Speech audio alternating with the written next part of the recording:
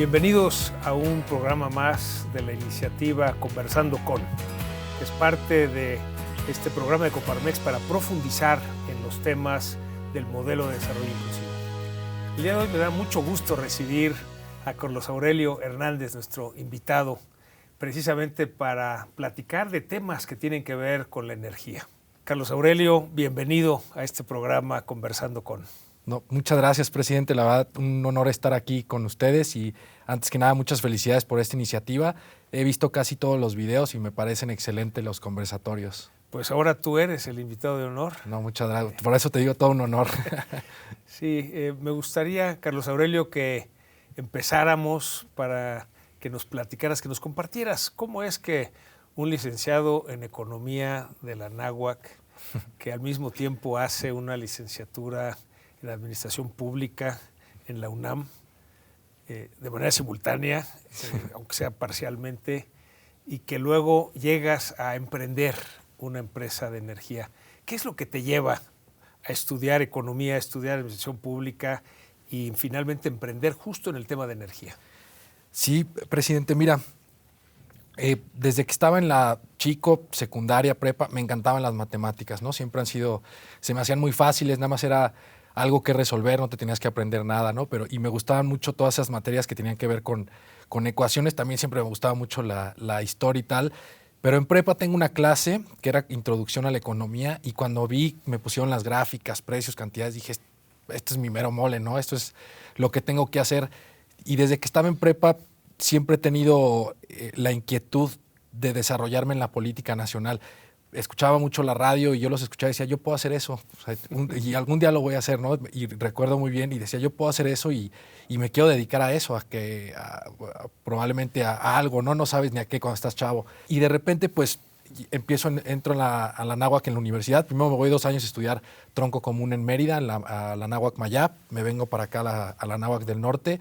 Empiezo la carrera de Economía y bueno, fue para mí la primera vez que me quedaba callado todo el tiempo en clases porque me encantaban las clases, ¿no? De principio a fin.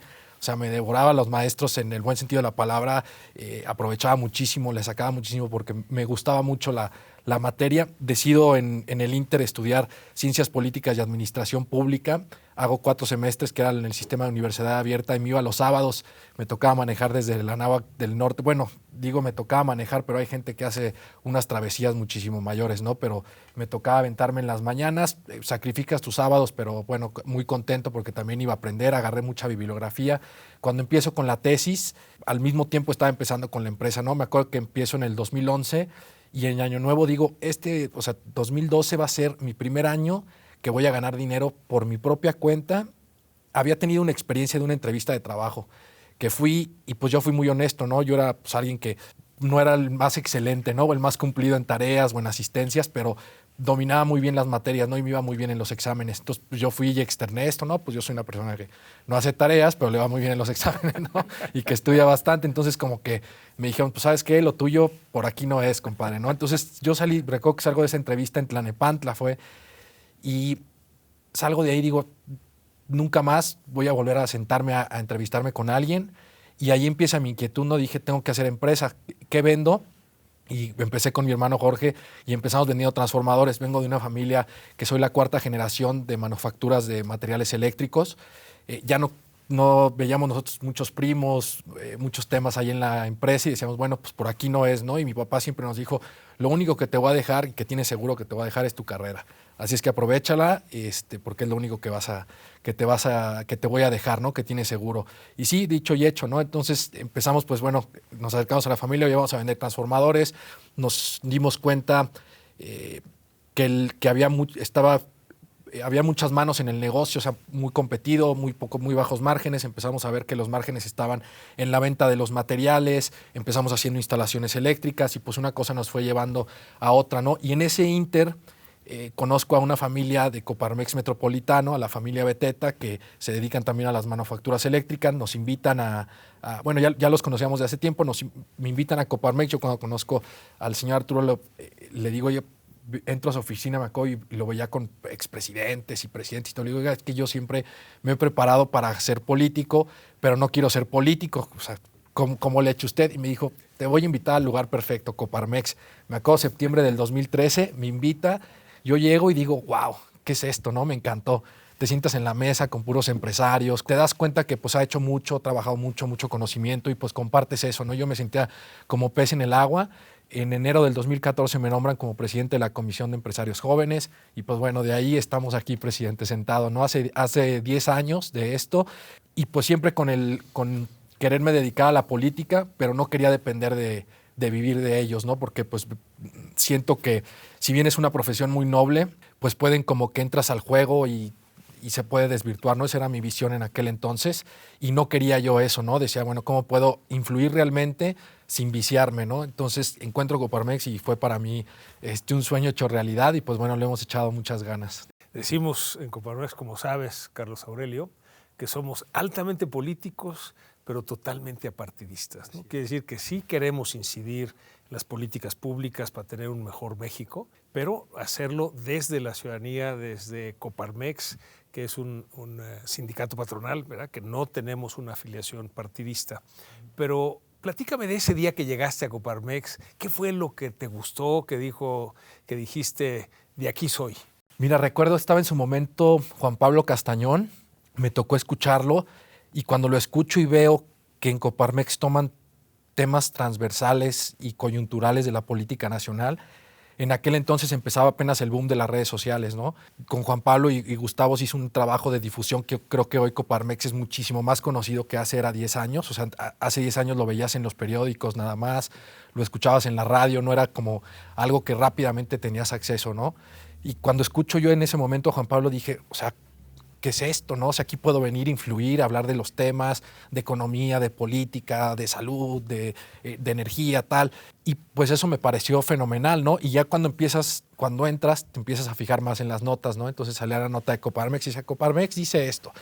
Entonces, y la vida de las juntas nacionales, bueno, también me cambió totalmente, ¿no? Me acuerdo que primero iba a ser presidente de la Comisión de Energía y me dice Arturo Beteta, que acaba de entrar de presidente, hijo, me dice, oye, ¿por qué no agarras la de empresarios jóvenes? Yo creo que por ahí tienes que empezar, vas a agarrar callo y tal. Y dije, órale, va. Entonces me cambié, pero empecé a ir a unas de energía y pues veía yo como los invitados especiales, hablas con ellos, te escuchan, los escuchas, entiendes. Y bueno, eso a mí pues me encantó, ¿no? Entonces justamente todavía que voy a las juntas nacionales, pues siempre digo que es la semana de más chamba del mes, pero también la semana que más me gusta. También como parte de esta Comisión de Empresarios Jóvenes te tocó participar en algunos eventos internacionales. Platícanos de esa experiencia. Sí, mira, me tocó participar en el G20 de empresarios jóvenes representando a nuestro país en Australia en 2014 y en Istambul, en Turquía, en 2015. Me abrió mucho la mente en el sentido de que una vez que estás ahí y te sientas con los italianos, los franceses, los americanos, canadienses, los europeos, de todos los países, te das cuenta que el nivel de clase mundial es una actitud, ¿no? Y que tú llegas y es como un salón de clases y te sientan ahí y te terminas dando cuenta que puedes, y muy humildemente, puedes ser mejor que ellos, ¿no? Y que no por ellos ser de otra nacionalidad van a ser mejor que tú, ¿no? Y que tienes todas las capacidades para realmente sobresalir por encima de cualquier persona de cualquier país y de ponerte al nivel de quien te pongan enfrente, ¿no? Entonces, para mí eso fue, la verdad, pues me gustó mucho, ¿no? Porque me di cuenta que no es un tema tampoco de qué tan preparado estás, sino es un tema de actitud, ¿no? De cómo llegas, cómo te desenvuelves, cómo practicas tu liderazgo, y eso me gustó mucho, ¿no? El darte cuenta que pues, podemos ser incluso mejores que cualquier país del mundo, ¿no? Sí, qué padre experiencia como joven representar a tu país, aprender y darte cuenta que puedes competir con cualquiera. ¿Qué tanto te ayudó esa experiencia en lo que hoy es tu negocio, en tu emprendimiento, precisamente en el sector eléctrico? Fíjate que bastante. Yo en ese entonces ya estaba muy dedicado a las instalaciones eléctricas y conozco a un cuate italiano, Andrea, recuerdo su nombre, que me decía, y yo empecé y le preguntaba, oye, porque él se dedicaba al desarrollo de centrales eléctricas. Y yo le empecé a preguntar, oye, pues ¿cómo? Que aquí en México apenas empieza la reforma, estamos hablando del 2014, ¿no? En Australia, y apenas empezaba a comentar esto. Y él me decía, mira, yo le sé, yo he desarrollado proyectos, me empezó a platicar. Y me dijo algo que se me quedó muy grabado a la fecha. Me dice, mira, la primera regla para generar energía eléctrica es tenerla vendida. Me dice, tú puedes hacer cualquier proyecto que tú quieras, pero si no lo tienes vendido, me dice, estás yéndote al barranco derecho, ¿no? Entonces fue la primera vez que escuché eso y que bueno, ahorita ya con la experiencia es una cosa que siempre se me quedó y que hemos procurado ir llevando a cabo, ¿no? Pero ahí fue cuando me di cuenta que, y aparte eran chavos, ¿no? Bueno, chavos así como ahorita yo. Tú los veías muy Yo grandes. los veía muy grandes, pero eran de ahorita de mi edad, ¿no? Pero me decían esto y yo decía, oye, hay jóvenes italianos en este caso que están participando en su mercado, comprando y vendiendo energía. Yo veía la reforma en el 2014 y decía, pues esto es lo que se viene, ¿no? Se viene, yo lo veía desde mi cachucha de instalador eléctrico y decía, pues se van a venir muchas centrales solares, eólicas, transmisión, distribución, pues se viene mucha chamba, ¿no? Hay que estar pegados con ellos, hay que ver cómo se viene desenvolviendo eso y viendo pues un poco la oportunidad, pero más desde el negocio, ¿no? Ya en el 2016 tenemos acercamiento con los primeros suministradores del país y nos damos cuenta que lo que nosotros sabíamos de los fierros a la venta de energía eléctrica era una ventaja competitiva, ¿no? Y que muchos de los que empezaban en el mercado eléctrico venían de lo legal o de lo financiero o de lo privilegiado, porque también existen, y venían al mercado, ¿no? Entonces, lo técnico que nosotros sabíamos, nos dimos cuenta que valía mucho y que daba mucha confianza a los clientes al momento de acercarnos a ofrecer algo, porque entienden lo que es su subestación, sabes de qué tamaño, qué KVAs, qué calibres de cable, te entiendes con el de mantenimiento. Y entonces fue que en 2017 decidimos, yo y mis hermanos, fuimos a los cursos del SENACE, salimos de los cursos y decimos, oye, pues todo esto lo podemos hacer, nada más es estructurarlo, levantar las empresas, pedir los permisos y vámonos, ¿no? Y antes de que cambiara la administración nos dieron todos los permisos, uno en noviembre y otro en diciembre, ya cuando habían entrado, entonces, que fue un poco como el objetivo, ¿no? Veíamos nosotros el panorama electoral, que había una alta probabilidad de que fueran a limitar el acceso como estaba en ese momento, y fue que nos pusimos pues las pilas para sacar todo en ese momento, y bueno, es lo que nos tiene hoy aquí, presidente. Estamos hablando de 2018. 2018, empezamos en 2017, constituimos las empresas que se dedican al tema del mercado eléctrico, una en febrero del 2018 y otra en marzo del 2018. Bien, qué importante esa recomendación que te dieron en Australia. Tienes que vender primero, ¿verdad? Sí, así es. Cuando emprendes, realmente la prueba de que tu emprendimiento es exitoso es cuando el mercado te compra tu producto o servicio, ¿no? Es una gran recomendación que te hicieron y que, bueno, veo que han podido aplicar sabiamente en estos años. Sí, claro. A ver, y como recomendación para los que nos escuchen, si lo que quieren es ser millonarios, hacer dinero, que les vaya muy bien o hacer empresas, si no venden, pues no van a moverse a ningún lado, ¿no? Hacia el final del día, yo me acuerdo cuando empezaba, agarraba la sección amarilla, busqué, pues no estaba tan digitalizado el país y me ponía a buscar ahí instaladores eléctricos y le hablé a unos 50 y fui a ver unos 30 aquí en la Ciudad de México, andaba por todos lados y ofreciendo transformadores y material eléctrico. Y todavía hoy lo hago, siempre procuro mis ventas y me doy mis 2 horas para levantar el teléfono, atender las ventas, porque eso es lo que siempre deja, ¿no? Me gustaría girar un poquito la conversación hacia luz limpia para todos. Muy bien. Me gustaría que platicaras primero un poco en qué consiste esta propuesta, cuáles son los elementos, qué es lo que ves que tenemos que cambiar en el país para lograr esa luz limpia para todos. Recordarás muy bien, después del Parlamento abierto de la reforma constitucional a la ley de la industria eléctrica, termina el Parlamento, dicen, oye, pues así como va, ¿no? Tuvimos una participación, yo una por mi parte, tú otra por tu parte, que la verdad a mí me encantó, O sea, yo cuando llegué al Parlamento abierto yo iba soñado, ¿no? Y feliz. Y salí de ahí todavía más feliz, ¿no? Porque me había costado mucho trabajo. Para mí fue el momento, ese culmen de mi carrera en Coparmex, ¿no? De mucho esfuerzo, mucho trabajo en la empresa. Y después del Parlamento abierto, presidente, pues recordás que nos quedamos, oye, ¿y ahora qué sigue, no? Nos quedamos como estancados en el sector. Y eso, sumado a los 8 puntos como tú los presentaste, retomé tus 8 puntos del Parlamento abierto, elaboramos 4 propuestas por cada uno de los puntos, todas las propuestas en 4 puntos, ¿no? ¿Qué es lo mejor para nuestro país en términos ambientales en el sistema eléctrico? ¿Cómo logramos una verdadera democratización del mercado eléctrico, que pasemos de 5 o 10 generadores grandotes que tenemos hoy en día, 5 millones de hogares y pequeñas y medianas empresas? ¿Cómo logramos fortalecer a la CFE? Que eso también es fundamental. y cómo ponemos en el centro a las personas, ¿no? Me parece que cuando se discutió y se hizo la reforma, se hicieron cosas muy padres de manual regulatorio, pero se dejó de lado un poco a las personas, ¿no? Y va pues de la mano del modelo de desarrollo inclusivo que tú has propuesto. Y en este de Luz Limpia lo que hicimos fue de 4 a 5 propuestas, socializarla en paneles, que los puede todo el mundo encontrar en YouTube. Ahí le ponen Luz Limpia para todos los mexicanos y están padres, la verdad. Invitamos a actores de la sociedad civil, procuramos que hubiera igualdad en participación de hombres y mujeres, que fueran 50% hombres, 50% mujeres. Procuramos invitar a alguien de nuestros centros empresariales como moderador de alguna de la comisión local y lanzamos los foros, ¿no? Les socializamos las propuestas antes, llegaron a los foros y le dijimos, oye, esto sí, ¿cómo lo ven? Y nos decían, no, pues esto sí, esto no.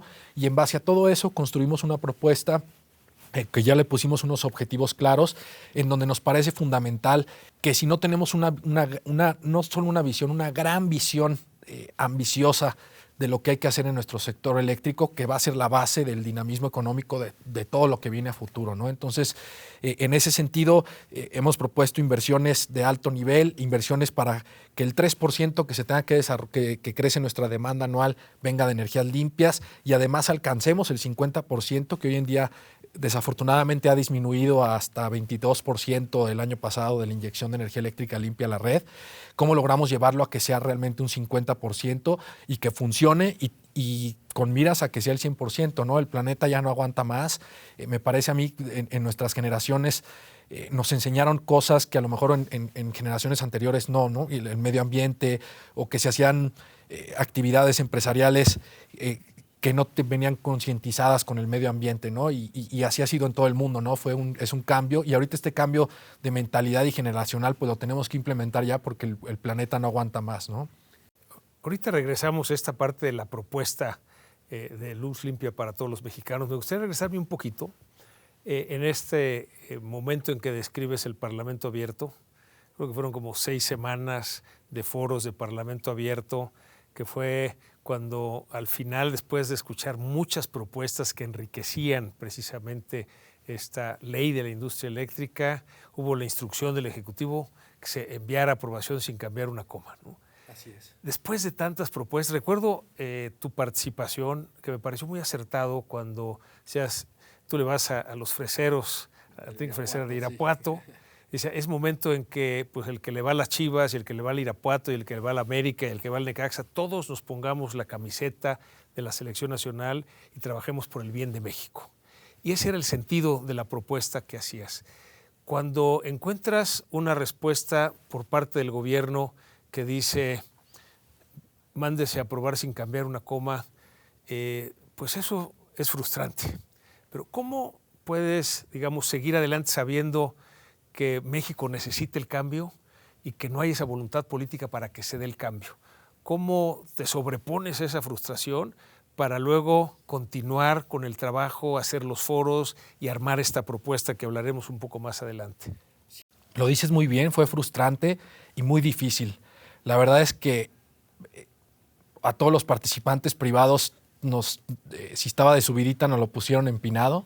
Muchos retos por todos lados, pero siempre me he visto y creo en una cualidad que me parece que todos los jóvenes tienen que tener, ¿no? Desarrollar, que es la de ser imparable, ¿no? O sea, te suceda lo que te sucede en esta vida, y toco madera, va, pero te suceda lo que te suceda, lo que menos tienes que hacer es darte por vencido, ¿no? Y aunque te cueste y aunque estés con las emociones que tengas encima, siempre la cabeza clara en tus objetivos y en volverte imparable, ¿no? O sea, yo siempre he dicho que no hay crisis ni nadie que pueda detener a una persona que trabaja 16 horas al día, ¿no? O sea, si tú te llevas 3 meses a trabajar 16 horas al día, logras cosas impresionantes, ¿no? Tampoco es algo que tengas que estar haciendo y que le diga a todo el mundo, no, pues háganlo, ¿no? Así es como se debe hacer. También hay que descansar, la familia, todo eso, pero sí hay que, desde mi punto de vista, conocer tu límite de hasta dónde te llegas a abrumar, porque eso es lo que te pasa, te abrumas, que dices, ya no, o sea, ahora sí ya mi cerebro ya no puede más, ¿no? Necesito 2 semanas de descanso porque ya llegué a mi límite, y me parece que así hay que ser en la vida con todo, ¿no? Y como para mí es muy importante el que lo que dices lo haces, pues me pareció importante cerrar la propuesta, porque a la par teníamos el reto de la empresa, ¿no? Que igual era complicado, se detuvieron muchos trámites, tal. Entonces, pues era no dejar de avanzar, ¿no? Aunque fuera un pasito, aunque fuera algo pequeño, pero pues echarle muchas ganas y estar dispuesto a sacrificar las horas que tengas que sacrificar, ¿no? Sí, me gustaría explorar, antes de regresar a esa propuesta de luz limpia para todos los mexicanos, algo que acabas de comentar. Metes permisos que no salen.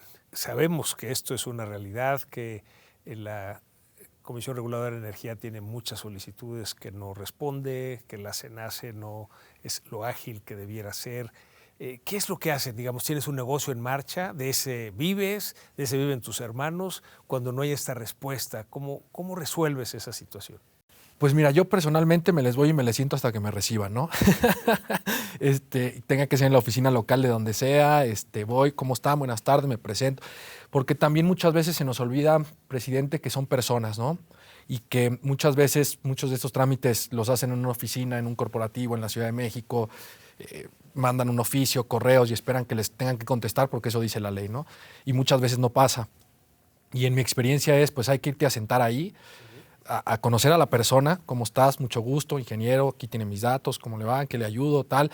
Te tienen que ver siempre propositivo y nunca porque también muchas empresas, pues me amparo, ¿no? Hasta que me respondas. Y también, pues eso, pues no se trata de estarse peleando, ¿no? Cuando al final del día, si haces bien las cosas, metes escritos, por ejemplo, te doy un caso, la CRE, que tiene su oficialidad de partes electrónicas, que funciona muy bien, o sea, el sistema de comunicación, lo que se ha detenido son los tiempos de respuesta, ¿no? Y sí fue una realidad que pasaron las reformas, se detuvo totalmente las respuestas y gradualmente, antes de elecciones, se destrabaron muchas cosas, ¿no? Cuando menos en suministro calificado, muchos permisos de generación que ahorita se escuchan, que creo que la realidad pues lo hace inminente que tengan que soltar, que siga habiendo este dinamismo y más al no haber ningún cambio.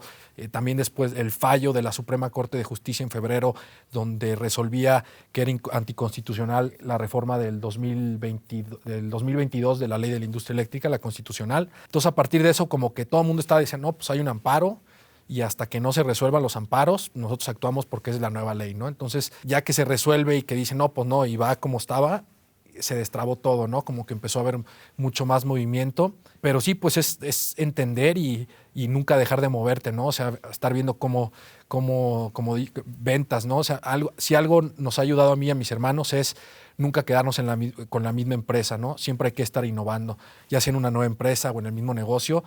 Pero cuando estás en una situación donde no te dejan avanzar, pues hay que innovar, ¿no? Hay que ponerte a crear, hay que ponerte a ver qué otras necesidades hay, porque tienes que tener plan B, ¿no? Y en mi experiencia esos plan B son salvavidas que se convierten al rato en un barco, en un crucero y que pues resulta que estabas en un barco más chiquito, ¿no? Platícanos algún ejemplo de estos planes B que ante enfrentarse a un muro que no salen los permisos, hacen su plan B y ese se convierte en una nueva oportunidad para la empresa. De entrada tienes un mercado americano en el norte de nosotros, de nuestra frontera, que tiene 9 mercados, bueno, incluyendo con Canadá, que tiene 9 mercados en el que se permite la participación privada y que en menos de 3 meses sacas un permiso y te pones a comprar y vender energía, ¿no? Mientras tengas las capacidades técnicas, financieras y los recursos.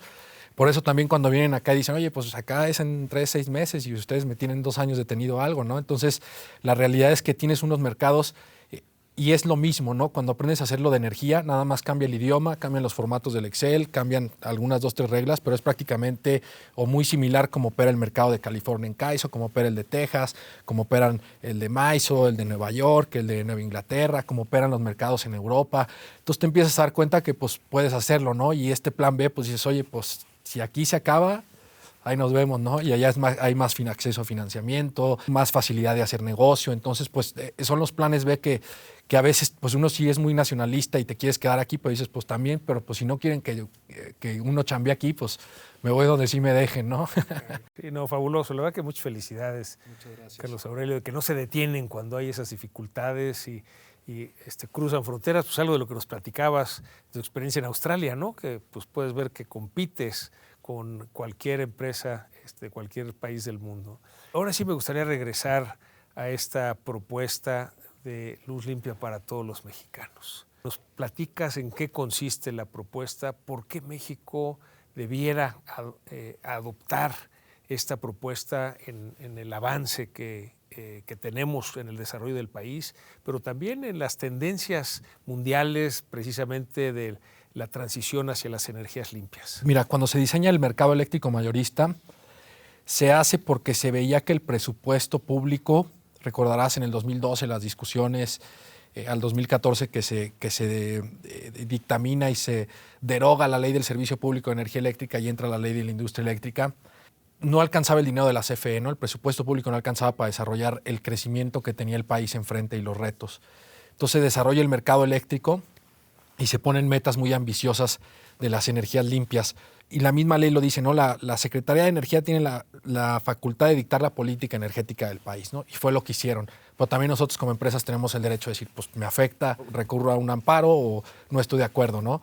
Entonces se da esta, llamémosle, revisión minuciosa del mercado durante 6 años, donde desafortunadamente se frenan totalmente las inversiones, principalmente en generación por parte de las empresas.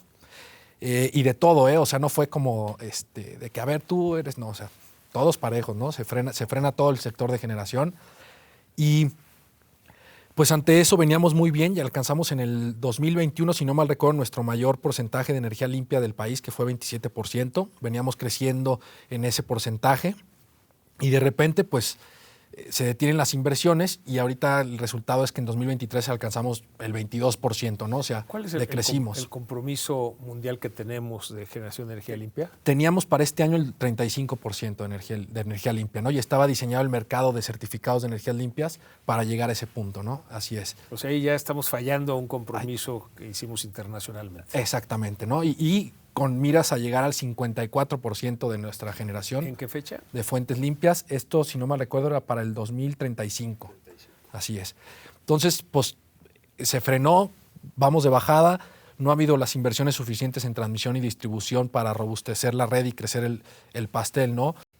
Ahí nada más enfatizando que transmisión y distribución es algo que la Constitución tiene reservado a Comisión Federal de Electricidad. Así es, tarea exclusiva del Estado. Tarea exclusiva del Estado. Entonces, por eso es importante lo que mencionabas de fortalecer a la Comisión Federal de Electricidad para que tenga los recursos para invertir en transmisión y distribución. Sí, así es, porque cuando se da la ley, CFE concentraba todo, ¿no? El SENACE, el control del sistema, todo. Con la nueva ley dicen, bueno, el SENACE, la operación del sistema va por aparte de CFE. La CFE la vamos a dividir en 9 empresas, que 2 son transmisión y distribución y los demás son participantes del mercado, ¿no? Generador, suministrador, y la parten en 9 empresas porque sí los intereses del transportista y del distribuidor no pueden estar mezclados con las otras empresas, ¿no? En el deber ser. Entonces, queda la tarea exclusiva que creemos que así debe de ser, ¿no? Sí hay un tema de seguridad nacional, de salvaguarda, una red que tienen que administrar y ahí es justamente donde ha estado el reto, ¿no? Porque esto es un negociazo y se ha desenfocado el negociazo o las utilidades del negociazo para pasarlas a las otras empresas que a lo mejor no son es un negociazo, ¿no? La realidad, CFE factura 600,000 millones de pesos al año, ¿no? Y un mercado eléctrico mexicano que vale 350,000 millones de dólares, ¿no? O sea, la CFE está sentado en el 80% de eso y pues eso tiene un gran valor. Y la CFE es un participante de mercado más. Si no la fortalecemos y va a la baja, si el CFE no paga un miércoles al SENACE, que todos pagamos y cobramos y pagamos al SENACE todos los miércoles, pues se cae en cadenita de dominó y se acaba el mercado eléctrico mexicano. Explícanos un poco cómo funciona eso de que todos los miércoles pagamos. Cobra y paga, sí. Cobras y pagas. Sí, ¿cómo funciona? A ti te llega tu factura mensual, ¿no? Pasa el mes de, ahorita que estamos en julio, te va a llegar en agosto tu recibo el día 10.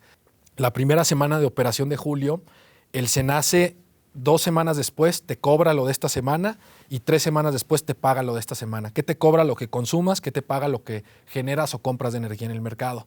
Entonces te vas todos los miércoles cobrando y pagando con SENACE tus excedentes y tus faltantes de energía. Entonces a todos, y CFE pues es el que más paga, suministra el 85% del país. Entonces, pues desembolsa bastantito, ¿no? Y está bastante garantizado.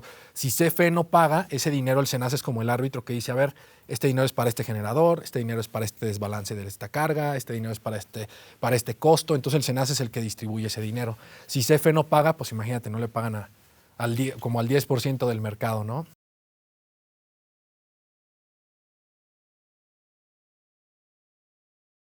¿Qué otros elementos tiene esta propuesta de luz limpia para todos los mexicanos desde el punto de vista del desarrollo que necesitamos tener en el país para que lleguen inversiones, ¿no? Claro. Esta gran oportunidad que tenemos por la relocalización o nearshoring. Sí, claro. Mira, el primer objetivo que nos planteamos fue reducir a la mitad la pobreza energética del país, ¿no? Estamos hablando de 1 millón de personas que no tienen acceso a energía eléctrica hoy. Podemos disminuirlo a 500,000 de personas si utilizamos un instrumento que se llama el Fondo de Universalización del Servicio Eléctrico Nacional, ¿no? Que normalmente nos cobran 2 pesitos por cada megawatt que compramos y eso se va a un fideicomiso, una bolsa, donde pueden acceder los municipios y los estados para desarrollar infraestructura en comunidades marginadas donde no hay electricidad, ¿no? Que está como ahí olvidado y creemos que tenemos que fortalecerlo y hacer que los municipios y todo el mundo pueda entrar ahí. Pero también estamos proponiendo crecer las inversiones en transmisión y distribución hasta 9,000 millones de dólares anuales, creciendo, llegando a los 54,000 en 6 años. Y esto, pensando en qué, presidente, si nosotros queremos, hoy en día imagínense los coches eléctricos, ¿no? Hay 40 millones de vehículos en el país. Si nosotros agarramos y decimos, a ver, los convertimos todos eléctricos, sin contar camiones ni motocicletas, y eso decimos cuánta energía eléctrica necesitamos para esos 40 millones de vehículos anden en el país. Necesitamos aumentar nuestro consumo al 2022, porque fue cuando saqué el dato, todavía no salió el PRODECE en 2023. Necesitaríamos aumentar al 2022 27.9% nuestra generación de energía eléctrica. Estamos hablando casi de 11,000 megawatts 24/7 que tendrían que estar, ¿no? Estamos hablando de nada más para atender la demanda de coches eléctricos, ¿no? Estamos hablando de 15,000 millones de dólares en generación. Pero ¿por dónde va a pasar toda esa energía, no? Hay que recalibrar líneas de transmisión, de distribución, tal. Y no nada más para atender el nearshoring, ¿no? Sino también para atender la demanda interna. Entonces proponemos esos 9,000 millones de dólares de inversión en transmisión y distribución. Luego nos brincamos a la parte de generación, donde son 9,700 megawatts. Aquí el cálculo que hicimos fue cómo llegamos a lograr al 50% que nuestro país tenga de energía limpia, más cómo logramos que el 3% que aumenta la demanda de forma anual venga de energía limpia y pues CFE tendría que aportar el 54% de eso, ¿no? Que al final del día, y lo hemos conversado, pues es saludable que un Estado mantenga más del 50% en un tema de generación, pero ¿cómo le vas a hacer, no? Y que haya las reglas claras y en dónde y con qué tecnologías y cuánto va a costar y que sea algún plan bien trazado. Entonces, estamos ahí proponiendo eso, de los cuales 9,700 megas son como 12,600 millones de dólares de inversión anual, de las cuales estamos considerando abasto aislado y generación distribuida. ¿Qué es esto? Es lo que pueden generar las empresas en sitio, que más o menos son como 3,000 megas lo que las empresas pueden estar invirtiendo de forma anual. En generación distribuida 1,500, otros 1,500 en abasto aislado. Esto que hace que dejes de consumir de la red, lo hagas sin emisiones y que además puedas aportar excedentes a la red que entran como tomadores de precio, o sea, disminuyen el precio de la energía eléctrica, y de esta forma pues podríamos tener una descongestión de las redes como están actualmente de una forma en el corto plazo, ¿no? También proponemos continuar con la regulación que viene en la ley de la industria eléctrica, importantes servicios conexos, que es el manual de reservas, el control de demanda. Estaba leyendo en YESO, que es se nace de la parte de Ontario, de Canadá. Y ahí es un mercado Ontario de esa región de Canadá que más o menos es la mitad de lo que consumen en México, ¿no? Y el control de demanda es, oye, las empresas le dicen al SENACE, en este caso al YESO, oye, yo estoy dispuesto a dejar de consumir 100 megas si me pagas este precio y otros 50 si me pagas este precio. Entonces entran como generador al despacho. Y logran ahí cada temporada, lo hacen al estilo de subastas, logran cada temporada reducir hasta 1,500 megas. Aquí estamos hablando del doble, podremos reducir hasta 3,000 megas, ¿no? Y eso es en el corto plazo una solución para que tú hagas subastas y que las empresas estén acostumbradas a decirle al SENACE, oye, pues órale, no, pero se va a subir el precio, pero a mí me pagas si me desconecto este precio. ¿Qué hacen las empresas? Oye, almacenamiento, cuánto me cuesta el almacenamiento, cuánto me cuesta generar con X y tecnología, y ese es el precio que yo le doy al SENACE, ¿no? Un ejemplo en términos de regulación. Ya has hablado de muchos montos de inversión que se requieren. Hablabas de 9,000 millones de dólares anuales para transmisión y distribución, pero hablabas de 12,000 millones, esto es en generación. En generación, así y esto es, digamos, la mitad, por parte del Estado, la mitad sería por parte de las empresas, exactamente. Sin embargo, este último componente que comentas, digamos, no tendrían que ser esos 12,000 millones cada año porque se puede apalancar, ¿verdad? O sea, exactamente. En esta parte de buscar ese financiamiento, y eso es lo que permite sí tener los recursos que requiere el país para invertir, a tener la energía disponible. Exactamente, sí. Y sobre todo si haces, vamos a decir, si sacas de la panza de las paraestatales, porque también Pemex tiene esa misma capacidad, no nada más, está más complicado ese tema. Pero CFE, pues, a ver, tiene un flujo de efectivo de 600,000 millones de pesos. Cada activo, o vamos a decir como esto de la compra de Iberdrola, ¿no? Hicieron un vehículo específico como México Infrastructure Partners, ¿no? Y salieron a levantar dinero y los árabes, mira, rápido, ¿no? Porque saben el valor de un monopolio del Estado que sale a levantar dinero para un proyecto de generación. Entonces empiezas a replicar esto de MIP y lo haces unas 5 o 10 veces con empresas diferentes y salen a levantar el capital y las empresas te aportan también expertise, mejores costos, transferencia de know-how. Pues me parece que se puede levantar el capital necesario y desarrollar, pero es muchísima chamba. Muchas cosas que coordinar y por supuesto tienen que haber dos cosas que tú has mencionado mucho, ¿no? Certidumbre jurídica, o sea, no pueden las empresas estar dependiendo del amigo de alguien que eligieron, porque es como lo vemos, ¿no? Al final del día te dicen, no, que en esto, pues no puedes depender de que el amigo de alguien que eligieron va a ser quien te va a resolver un tema judicial, ¿no? Si bien como empresario es algo natural, me lo dijeron los primeros abogados, me decían, pues ya les tocaba que algún tema civil, ¿no? Entonces, pues lo terminas conociendo el sistema judicial y te das cuenta que si bien es perfectible, pero sí funciona, ¿no? Y al final del día, cuando ya sube y terminan amparo y te dicen, oye, pues él tiene la razón, pero también tú tienes la razón en esto y esto es lo salomónico, ¿no? Digamos, esto es lo que dice la ley y lo que se tiene que hacer.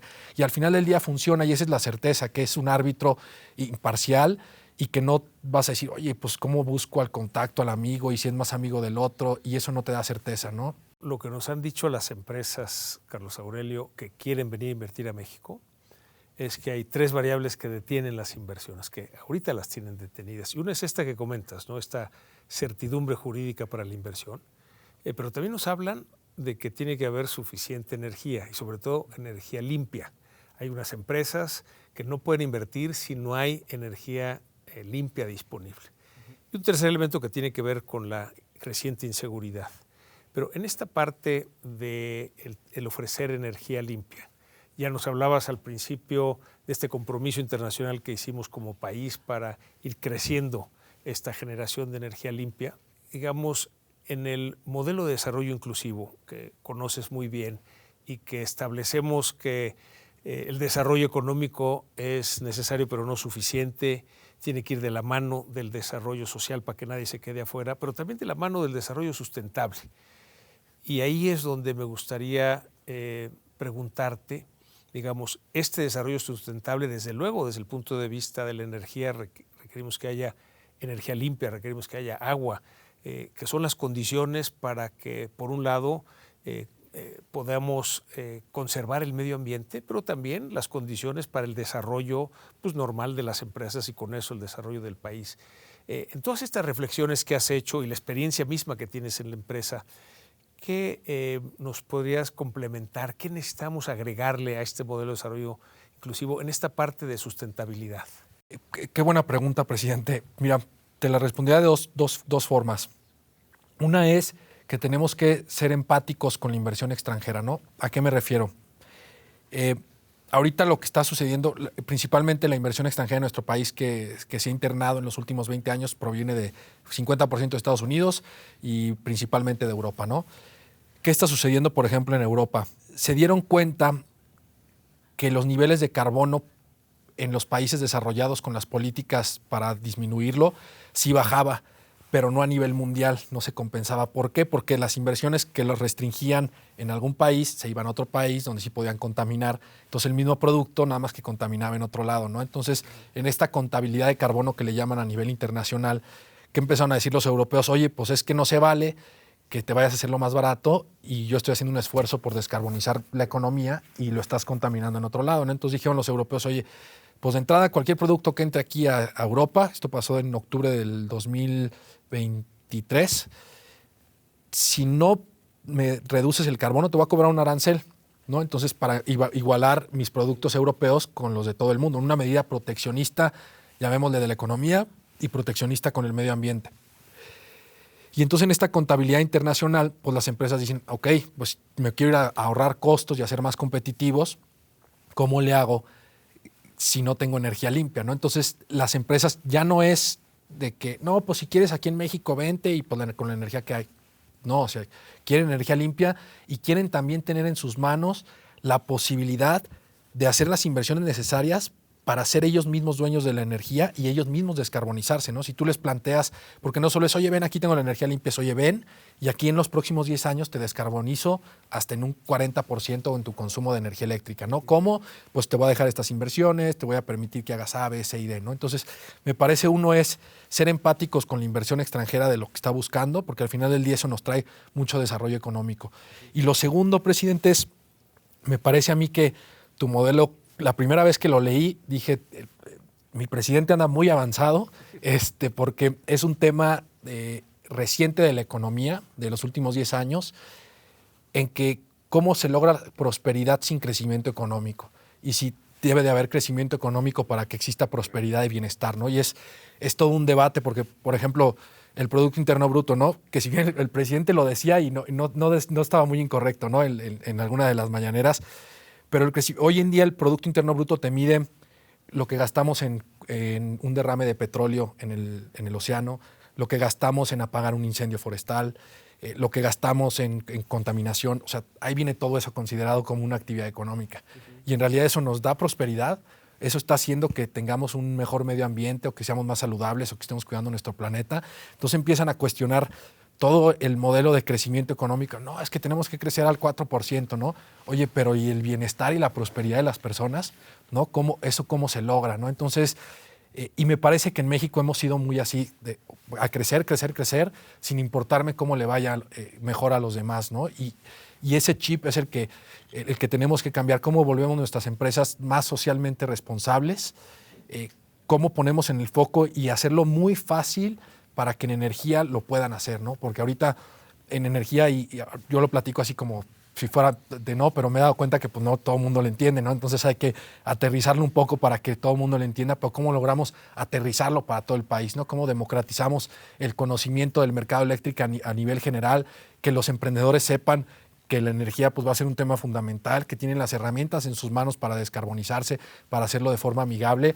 Y creo que por ahí sería ese gran reto en la concientización también de generar prosperidad sin crecimiento económico, de que realmente repensemos, a lo mejor no el PIB del bienestar, ¿no? Pero sí un Producto Interno Bruto en donde nada más midamos lo que está ambientalmente correcto, ¿no? En lo que está realmente dándonos algo a la sociedad a cambio, ¿no? Fíjate que hemos visto iniciativas en Alemania que además de los estados financieros de una empresa, tienen 3 estados complementarios. Uno que habla del impacto ambiental, que a lo mejor todavía no encontramos cómo traducirlo a que impacte en el estado financiero de una empresa. Otro estado de resultados que habla del impacto social. Cómo logramos que esta prosperidad, que este bienestar alcance para todos, ¿no? Que los que han sido excluidos puedan ser integrados. Y luego cómo afecta o cómo incide, digamos, lo que una empresa genera de utilidades y desde luego paga de impuestos para el desarrollo de la comunidad.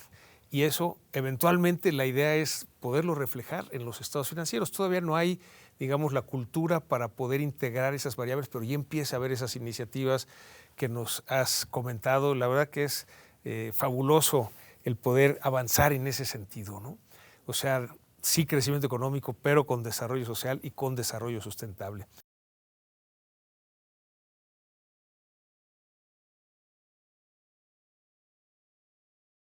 ¿Te parece, Carlos Aurelio, que pasemos ahora a las preguntas de los jóvenes que nos acompañan? Sí, claro, por supuesto. Adelante.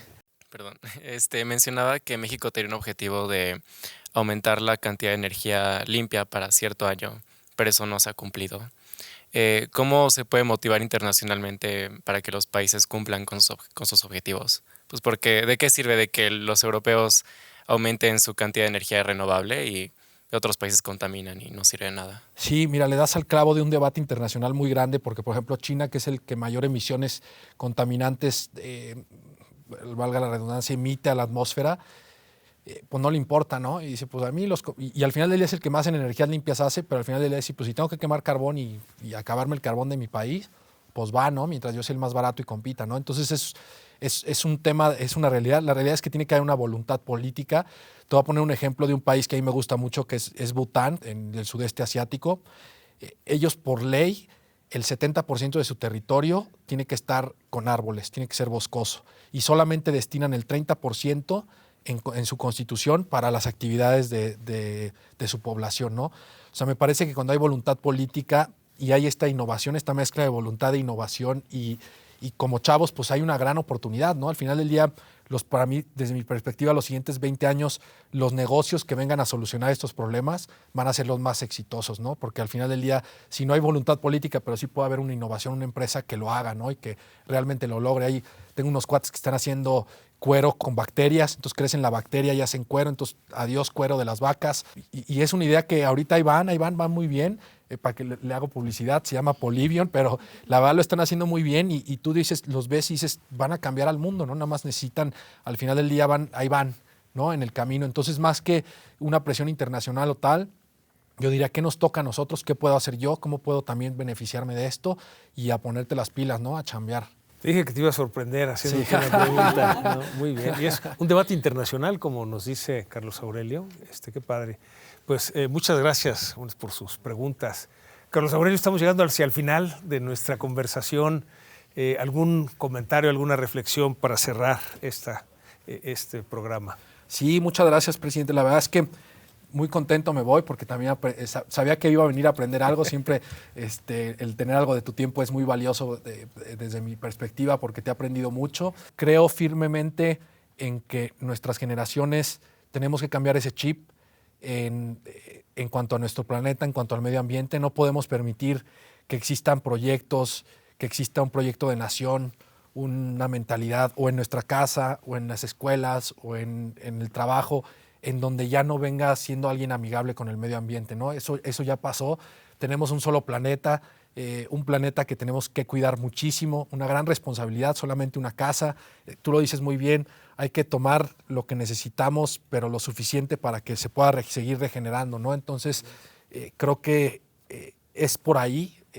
Al final del día, le diría a todos los jóvenes, no hay que dejar de defender nunca, ni por intereses, ni por ningún motivo, al planeta y al medio ambiente, porque es nuestra casa, nuestro hogar. La vida te va a poner dificultades, claro, pero lo podemos lograr. Es algo que a mí me preocupa mucho. Dos temas que yo en mi vida me gustaría, cuando digan, ¿quién es ese cuate de Carlos Aurelio? Es que digan, no, pues mira, redujo tantas emisiones. Eso sería algo que me gustaría mucho que digan. Y logró inspirar a muchos jóvenes en que hicieran lo correcto, porque a mí me da también tristeza cuando sales del país que lo primero que dices, soy mexicano, y dicen, el Chapo y Netflix, y dices, oye, ¿cómo enaltecen una cultura cuando nosotros los mexicanos somos mucho más que eso, ¿no? Y ese estereotipo a mí, la verdad, me ha dolido cuando lo dicen, y yo creo que México lo que necesita es que los jóvenes aspiren a ser empresarios, a hacer empresa, a ser autosuficientes. No deben de estar aspirando a ser políticos ni al crimen organizado, ¿no? Porque eso veo luego que es lo que esperan todos para volverse millonarios, ¿no? Entonces, si se quieren volver millonarios, hagan lo que les gustan, sean amigables con el medio ambiente y no dejen de vender, ¿no? Vendan, porque es la única forma de hacer dinero. Sí, pues en realidad, Carlos Aurelio, nos has inspirado a todos. Creo que gracias. En este tema del medio ambiente, ustedes los jóvenes saben mucho más que nosotros. Aunque no lo crean, a mí nunca me hablaron de cuidar el medio ambiente en toda mi educación, ni en la maestría. Ahora desde el kinder empieza esa concientización. Entonces yo creo que esta conciencia que tienen ustedes nos va a llevar a un mejor mundo, un mejor planeta. Tus recomendaciones extraordinarias y bueno, ahora soy yo el que ha aprendido más en esta conversación. La verdad que muchas gracias por acompañarnos en este capítulo de Conversando con. Y también le damos las gracias a todos los que nos han seguido a través de las redes sociales. Hemos podido aprender de Carlos Aurelio cómo podemos tomar algo que nos apasione, emprender un negocio, como dice Carlos Aurelio, vender, pero cuidando el medio ambiente. como dice él, solo tenemos un planeta, más vale que lo cuidemos. Muchas gracias por acompañarnos.